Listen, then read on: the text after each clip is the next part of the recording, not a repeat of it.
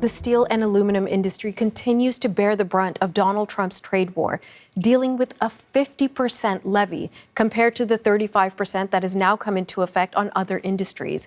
Well, for a reaction on that, we've invited into the studio Rahim Moloo, who is from Toronto. He's the owner and managing director of Conquest Steel, a Canadian manufacturer and distributor of landscape and building materials. Thanks so much for joining us in studio. Despite the circumstances, thank you for having me. Well, let's talk about the circumstances, Rahim, because there's the deal that many Canadians were hoping would be reached today, and then there's the specific levies that you have to deal with, 50%.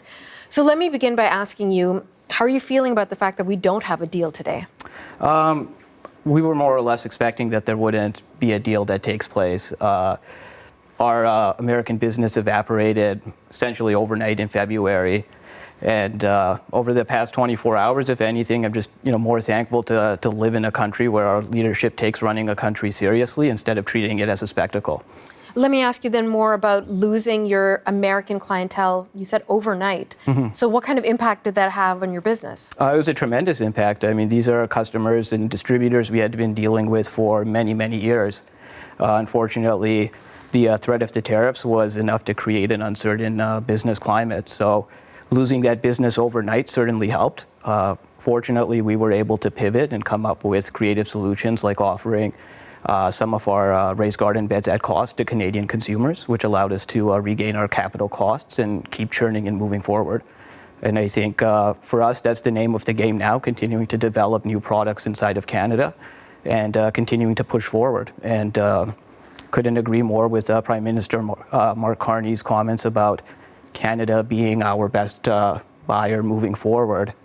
I don't think Canada is our backup plan. It's always been our primary focus. And if anything, I think there's more potential with the right support.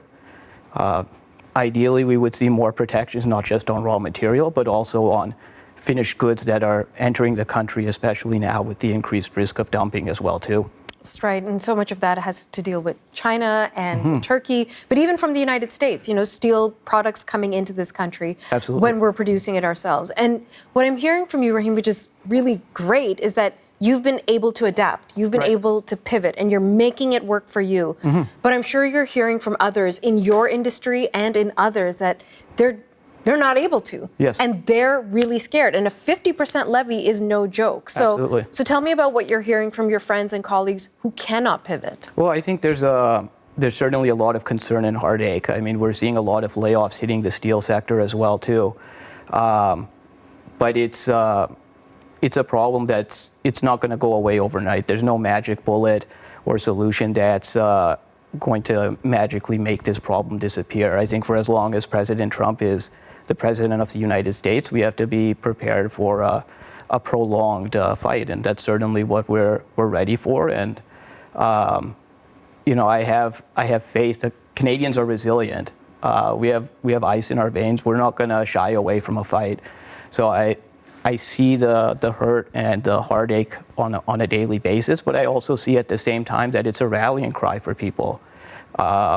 And no amount of huffing or puffing on Twitter is going to change that. I think if anything, what I see on the ground is it makes people dig in even more and believe in ourselves even more. How do you think we should continue? So I totally hear that, like, let's not negotiate on social media. But do you think our government is doing enough, or do we need to get a bit more aggressive? We've heard from Ontario Premier Doug Ford, hit him back with retaliatory tariffs, make it dollar for dollar. Would you want to see that type of an approach? I mean, I think there's two components of it. One is just as a Canadian, yeah, absolutely. I mean, we never want to shy away from a fight, and you want to meet them punch for punch. And I mean, on the business side of that, it's easier said than done. And I think there needs to be a bit of a middle ground there.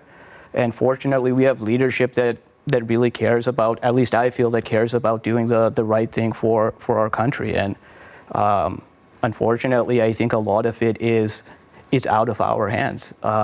Even if a deal is reached, how do you have confidence that the deal is going to be honored when the person who made the deal in the first place is the one ripping it up and uses current events as distractions and treats running a country more like entertainment and spectacle than something that's actually serious. So I think our best path moving forward is being strong together, not bending the knee, like Premier Doug Ford said, and finding a way to develop and build our manufacturing sector so that we're a stronger and better country at the end of the day. And I think we're proof of it. I mean, my parents came to this country with nothing in their pockets, and you fast forward to today, we're a second generation business that's built on Canadian soil, that employs Canadians, that uses Canadian steel, that research and develops new products in Canada,